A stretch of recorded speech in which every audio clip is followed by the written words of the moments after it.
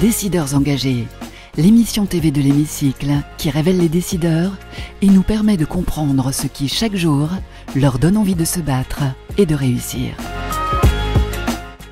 Bienvenue dans On se dit tout, l'émission des décideurs engagés sur l'Hémicycle TV. Et je reçois aujourd'hui Serge Widawski. Bonjour. Bonjour. Merci beaucoup d'être avec nous dans On se dit tout. Vous êtes directeur général de l'association APF France Handicap, association bien sûr de défense des droits des personnes en situation de handicap et leurs proches, on les oublie souvent. Gestionnaire également d'établissements médico-sociaux. On va parler de vous d'abord avant de parler du handicap en entreprise. Vous êtes diplômé de Centrale, vous avez grandi à Strasbourg. Quel a été votre parcours avant de vous investir dans cette question du handicap? J'ai commencé par... j'ai failli ne pas être ingénieur d'ailleurs, puisque j'ai hésité à être entre ingénieur et acteur. Puisque j'ai mis en place à l'école centrale à l'époque le club de théâtre et je m'étais pris au jeu, mais finalement je suis devenu ingénieur. Vous avez raté votre vocation. On m'a expliqué qu'on peut faire du théâtre dans l'industrie. Donc voilà, j'ai utilisé peut-être ces compétences-là, peut-être pour effectivement dans mon parcours. Parcours effectivement qui est relativement varié puisque j'ai été dans beaucoup d'industries différentes et dans beaucoup de pays différents. J'ai vécu quelques années aux États-Unis, entre la Californie et le Texas. J'ai eu la chance, à une époque où la Russie et l'Ukraine s'entendaient bien, de piloter une activité Ukraine-Russie pour une société comme Air Liquide. Voilà, donc j'ai eu la chance d'être dans des grandes entreprises, dans des petites entreprises. J'ai commencé par de la technique, comme tout bon ingénieur qui se respecte. Puis petit à petit, j'ai viré vers du technico-commercial, puis du commercial, puis du management, puis un mélange de tout. Et donc moi j'ai toujours eu un grand plaisir à découvrir de nouveaux secteurs, à prendre en charge des challenges divers et variés, souvent des challenges humains, parce qu'en fait derrière chaque challenge, il y a toujours un challenge humain. Et c'est clairement une des choses qui me passionne, c'est de voir comment on part d'une situation qui est souvent presque désespérée, et transformer ça en quelque chose qui finalement de positif, mais inattendu aussi. On s'y attend pas forcément, mais voilà, c'est ça qui a finalement jalonné mon parcours. 30 années donc dans l'industrie. Tout à fait. 30 années avant de prendre justement cette direction de l'association APF. APF France Handicap. France Handicap. Pour quelles raisons vous avez accepté de... En fait, j'ai commencé chez APF France Handicap dans la continuité de mes métiers précédents, puisque j'ai été recruté pour être directeur général d'APF Entreprise. C'est-à-dire, c'était le réseau d'entreprises adaptées et des AT, qui était en très mauvaise posture en 2014. Ça faisait des années que ça perdait beaucoup d'argent. Et finalement, j'ai été recruté pour ce que je sais faire, c'est-à-dire être confronté à des crises. Voilà, c'est ça, être confronté à des crises et puis essayer de rebondir. Voilà. Et donc moi, j'étais absolument ravi de pouvoir faire ça et je pensais faire ça toute ma vie. Je pensais pas qu'à un moment donné, j'allais devenir directeur général d'APF France Handicap. Il se trouve que c'est un peu l'histoire, c'est-à-dire que le rebond d'APF Entreprise a été assez spectaculaire grâce à mes équipes. C'est pas moi qui. Oui, mais c'est vous qui donnez l'impulsion. C'est moi qui ai donné l'impulsion et le résultat était très rapide et ensuite il a persisté. Donc moi j'étais très bien jusqu'à ce que mon patron, qui était le directeur général d'APF France Handicap, parte à la retraite. Et là, j'ai eu un appel de la présidence du conseil d'administration et voilà. Cette question du handicap, dans vos 30 années dans l'industrie, vous l'aviez à l'esprit ou pas Très peu, pour être tout à fait honnête. Non.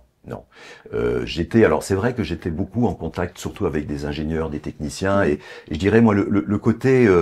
parce que la réalité du handicap en France, c'est qu'il y a peu d'ingénieurs et de techniciens qui sont en situation de handicap pour une raison simple, c'est que souvent ils ont été écartés du système d'éducation dès le début par manque d'accessibilité. Ils ne vont pas dans ces filières. Souvent ils n'arrivent pas jusque là. Donc du coup, je n'ai dans toutes les entreprises dans lesquelles j'ai été, je n'ai pas été confronté véritablement au handicap. Donc c'est vraiment un sujet que j'ai découvert en arrivant chez APF France Handicap. Voilà. Et alors, quels ont été les défis Les défis sont absolument incroyables. Je veux dire, on est à des années-lumière, et pourtant on est, je sais pas si vous le savez, à 20 ans de la loi 2005, dont on va parler dans quelques jours, en février. On est à des années-lumière de ce qu'il faudrait faire. Je rentre du Japon, j'ai passé une quinzaine de jours et j'ai vu ce que c'était qu'une société véritablement inclusiverselle. Moi, j'aime beaucoup ce mot qu'on a inventé, qui est la raison d'être d'APF France Handicap. Inclusiverselle, c'est la notion, si vous voulez, de télécommande. La télécommande a été créée pour des personnes handicapées et tout le monde utilise la télécommande aujourd'hui. Pareil pour le SMS. Et donc, APF France Handicap, notre mission, c'est une mission qui est pas simplement d'accompagner les personnes, pas simplement de défendre leurs droits, mais surtout d'inventer de nouvelles solutions qui finalement seront des solutions pour tout le monde. C'est ça l'inclusiversalité. Et donc j'ai vu ça au Japon, j'ai vu des choses extraordinaires, et j'aimerais qu'un jour en France on le fasse. Et mon constat, c'est que en fait c'est pas compliqué, et c'est finalement peut-être pas aussi cher qu'on l'imagine. C'est une question de volonté politique. C'est une question de volonté politique, exactement. Exactement. Et parce que le handicap en France, selon vous, est toujours méconnu, maltraité. C'est vrai, vous parliez de la loi où on impose des sanctions quand on n'a pas 6% de personnes en situation de handicap. Vous appelez ça des sanctions, on appelle ça une contribution, pudiquement. Ouais, bon. Ça, c'est pour effectivement le travail, mais il y a pire que ça. Ouais. Les bâtiments publics étaient censés être accessibles en 2015. Il y avait, la loi 2005 prévoyait une accessibilité en 10 ans. Rien ne s'est passé. Tout simplement, puisque vous évoquez le mot sanction, il n'y a pas de sanction. C'est-à-dire que là, il y a une belle loi, elle n'est pas appliquée, et elle ne peut pas être appliquée s'il n'y a pas effectivement un minimum de suivi, de rigueur autour de... Voilà. Les JO, ça a fait progresser un petit peu cette question du handicap? On y a cru. Oui. On y a cru, c'est-à-dire que indiscutablement le regard sur le handicap par les Jeux paralympiques a été assez spectaculaire, ça a été assez extraordinaire.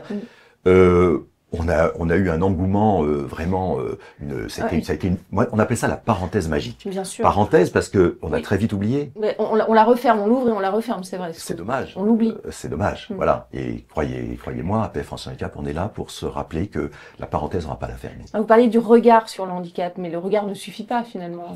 Non, le regard ne suffit pas. Mais déjà, il faut progresser sur le regard. Oui, enfin, moi je pense que ça...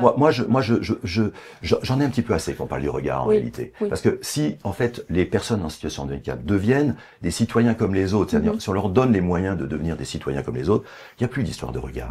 Il faut rendre la société inclusiverselle. Il n'y aura plus d'histoire de regard. Première cause de discrimination à l'embauche. Absolument. Le handicap, on le sait absolument. Peu, hein, oui. Depuis 7 ans. Ça fait 7 ans de suite, hein, quand même. Que faut-il faire pour améliorer les choses? Ce qu'il faut faire, c'est bien sûr sensibiliser les entreprises, mais il faut les sensibiliser par l'exemple.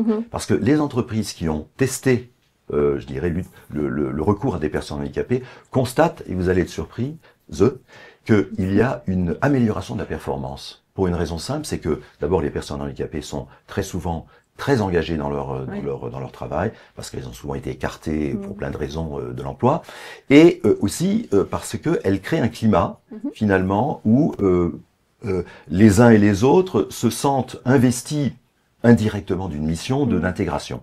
Et donc de bienveillance aussi. Et de bienveillance, tout à fait. Ouais. Et in fine, vous avez des équipes qui, ça crée une forme de cohésion d'équipe, c'est assez paradoxal, c'est un peu contre-intuitif, et pourtant c'est la réalité. Donc moi je dis aux entreprises, ne vous posez pas de questions, le talent, le handicap n'empêche absolument pas le talent, il faut y aller. Alors, on parle du handicap. C'est vrai que c'est quelque chose qu'il faut aussi pouvoir quantifier quand on veut recruter des personnes en situation de handicap par rapport à tel poste ou tel. Comment est-ce qu'on peut mettre cela en adéquation? Alors, il y a toutes sortes aujourd'hui de dispositifs qui le permettent. Hein, les MDPH, il y a des ergothérapeutes qui sont spécialisés dans ce genre de choses. Je pense que là n'est pas la question. C'est pas ça, oui. C'est pas mettre la bonne personne au bon poste. Non, parce qu'on sait faire et il suffit de recourir d'ailleurs à des entreprises adaptées, des ESAT, qui peuvent travailler sur la première phase de remise à l'emploi des personnes, et ensuite la personne, bien entendu, sera intégrée dans l'entreprise. Ça peut être le rôle, justement, des entreprises adaptées, des ESAT, de faire ce premier pas, de les accompagner vers l'employabilité, d'adapter les postes de travail, de rendre le travail facile pour les personnes handicapées. Alors, la question de la formation se pose. La question de la formation. Forcément, puisqu'elle se pose aussi pour les personnes qui sont valides. Hein, donc, oui. Plus encore pour les personnes en situation de handicap. Oui, plus encore parce que vous regardez un peu les CV des personnes en situation de handicap, vous allez constater que c'est les CV à trous. Et quelle entreprise aime les CV à trous? Vous avez, ça s'explique par... Ça s'explique par ça, mais ça s'explique aussi par des allers-retours dans le système d'éducation qui n'est pas adapté à tel endroit. Je veux évoluer vers tel autre endroit, je ne peux pas y aller, donc je suis obligé de faire un virage à 90 degrés pour faire autre chose. Et donc, tout ce tâtonnement fait qu'à la fin, les personnes sont en difficulté d'emploi. Et un fort taux de chômage, évidemment, chez ces personnes. Un fort taux de chômage, il y a toujours un taux qui est très apparent, qui a baissé néanmoins un petit peu ces dernières années, mais comme le chômage général a baissé. Oui, donc ça suit l'évolution. Ça suit, mais ça reste à peu près le double du chômage, je dirais, oui, droit commun. Classique. L'innovation, le numérique, l'IA aussi, qu'est-ce que ça peut apporter? On parle beaucoup aussi des exosquelettes, ce genre de choses. Il faut miser là-dessus. Bien sûr. Ça peut être des opportunités absolument extraordinaires. Bien entendu, on y travaille. D'ailleurs, au sein d'APF France Handicap, on a un Tech Lab qui dont l'objet est justement d'intégrer un petit peu toutes les nouvelles technologies dès la conception des produits et services. Mais il y a aussi un danger. Il y a aussi un danger sur lequel il faut être extrêmement vigilant. Regardez, par exemple, quand vous avez comment on appelle ça, une identification faciale. Oui. Vous savez que déjà l'identification entre les hommes et les femmes n'est pas la même. Le pourcentage d'identification est plus facile pour les hommes que pour les femmes, parce que les traits sont plus marqués chez les hommes, semble-t-il. Entre les personnes de couleur blanche et de couleur noire, c'est pas la même identification. Il y a 80% et 95%. Les personnes handicapées, s'il y a une identification à un moment donné, par exemple pour ouvrir une porte ou autre, ça peut être une catastrophe. Si on ne prend pas en compte d'entrée les différents types de handicap dans l'intelligence artificielle. Donc le danger vient de ce que la conception, que ça peut causer, voilà. Dès la conception de tout service ou outil, il est essentiel d'intégrer les personnes en situation de handicap d'entrée et pas plus tard. Plus tard, c'est trop tard. Que diriez-vous à une entreprise qui refuse toujours d'embaucher des personnes en situation de handicap? Tant pis pour elles. Elles sont, je dirais, dans l'erreur et dans elles ne comprennent pas l'intérêt à la fois de s'engager vers peut-être plus de citoyenneté, mais surtout, elles perdent pour moi en compétitivité.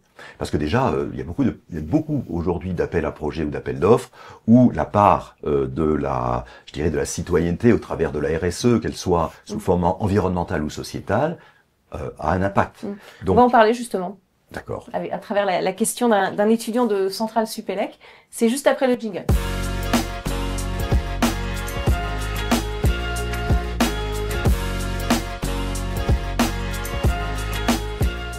Question d'un étudiant de Centrale Supélec. Quelle est selon vous l'importance de l'éthique et de la RSE dans la formation des ingénieurs?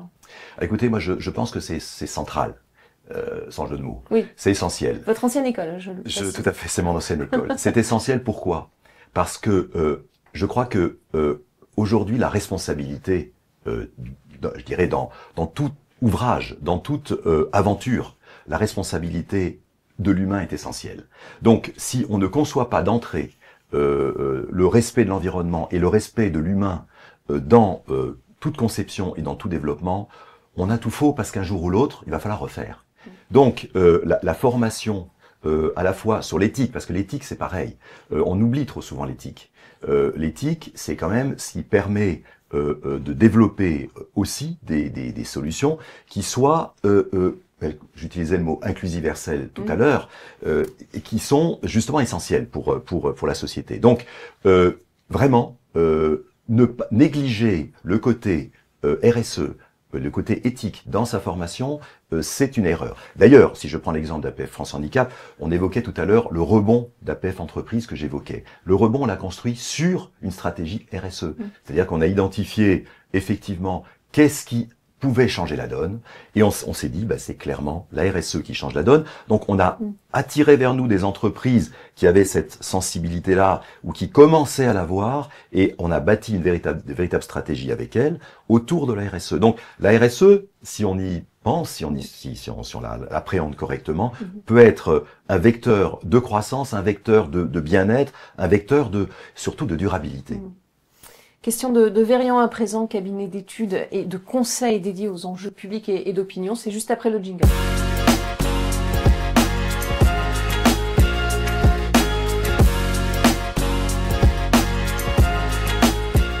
La question de Verian pour vous, Serge Widawski, c'est celle-ci, celle que vous avez choisie parmi plusieurs questions. En cette période d'instabilité et d'incertitude, quels sont les repères ou les principes fondamentaux qui orientent vos décisions stratégiques et qui renforcent la résilience de votre organisation?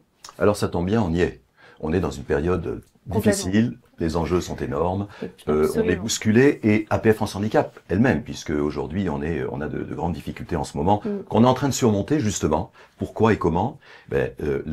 L'élément clé pour moi, c'est d'abord de revenir à l'essentiel, de revenir, je dirais, à la raison d'être de l'entreprise, à ses valeurs. La raison d'être surtout. Pourquoi on existe et pourquoi et comment on va déployer notre mission. C'est fondamental, pourquoi? Parce que en période de trouble, on perd des repères, on perd ses références, et pouvoir mobiliser une organisation, la première chose à faire pour la mobiliser, c'est de lui rappeler sa mission, son essence. C'est la première chose. La deuxième, c'est je dirais que on incarne bien cette raison d'être, qu'elle soit incarnée par le management. Parce que ça rassure, parce que ça porte et ça permet effectivement de surmonter toutes les difficultés. Ça passe, si vous voulez, par le développement d'innovation au préalable. Et donc, quand vous êtes innovant, quand vous incarnez véritablement la raison d'être qui vous porte, vous êtes capable d'être agile, de réagir rapidement à tous les chocs que vous êtes amené à subir. Et pour être innovant, il faut investir. Donc, dans ces périodes difficiles, parfois, on le met un petit peu de côté. Alors, c'est pour ça qu'il faut investir un peu avant. Il faut réfléchir un peu avant. Il faut anticiper et prévoir. En tout cas, c'est ce que nous avons fait chez APF France Handicap. Et l'importance du leader, l'importance du Absolument. C'est là que le leadership est essentiel. Absolument. Voilà. Comme en temps de crise, quand on a un chef, on avance toujours dans le même sens. On avance dans le même sens. Question de l'hémicycle à présent. C'est vous qui allez vous adresser à nos pouvoirs publics. C'est juste après le jingle.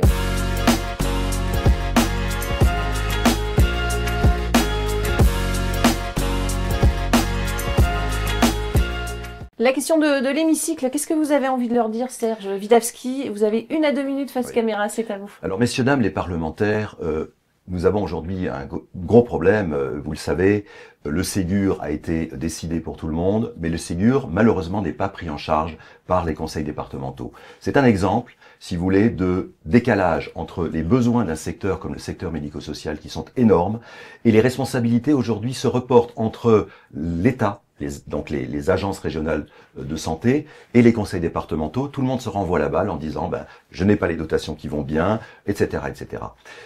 Messieurs, dames, les parlementaires, ça ne peut pas durer. Il faut absolument trouver un modèle d'accompagnement du secteur médico-social qui soit autre. Moi, je me permets de vous faire une suggestion et de se dire que il faut être réaliste. Visiblement, les politiques publiques ont leurs limites. Donc, pourquoi ne pas mettre en place petit à petit une politique très clairement orientée vers le public privé ? C'est-à-dire développer un modèle qui permette aux entreprises privées qui ont envie de s'engager d'accompagner le secteur, mais qu'elles y aient effectivement un intérêt, que ce soit fiscal ou autre.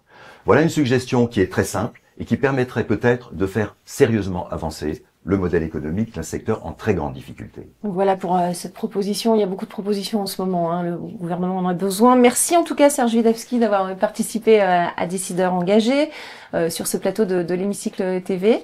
Merci à vous pour votre fidélité. On se retrouve très très bientôt pour un prochain numéro. Décideurs engagés, l'émission TV de l'hémicycle qui révèle les décideurs et nous permet de comprendre ce qui, chaque jour, leur donne envie de se battre et de réussir.